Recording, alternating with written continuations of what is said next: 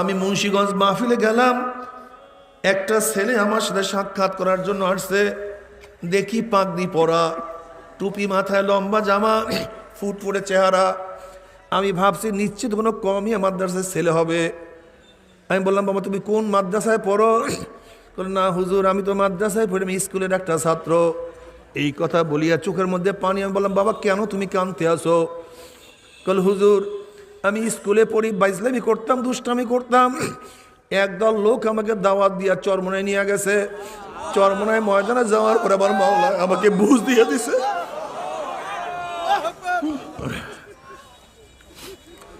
এখন আমি টুপি মাথায় দিয়ে স্কুলে যাই, পাগড়ি পরি স্কুলে যাই, লম্বা জামা দিয়ে স্কুলে যাই। কিন্তু ছাত্র ভাইরা আমাকে টিটকারি করে, ওস্তাদরা টিটকারি করে। হুজুর তাতে কোনো আপত্তি নাই। এতদিন ফাইজলামি করতাম, আমার নানু কিছুই বলতো না।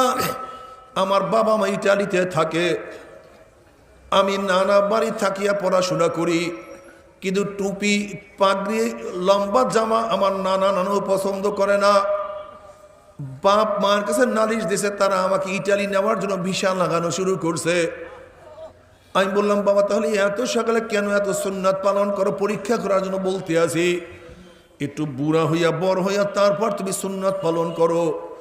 তখন ছেলে দুই চোখের পানি ফেলে, হুজুর আমি বাবা ত্যাগ করতে পারবো, মা ত্যাগ করতে পারবো, নানু ত্যাগ করতে পারবো, আমি দুনিয়ার সব কিছু ত্যাগ করতে পারবো, কিন্তু সুন্নাত ত্যাগ করতে পারবো না। আমি সুন্নাত ছাড়তে পারবো না। বাবা তুমি কি দেখো নাই, আল্লাহ পাক ছোট বাচ্চা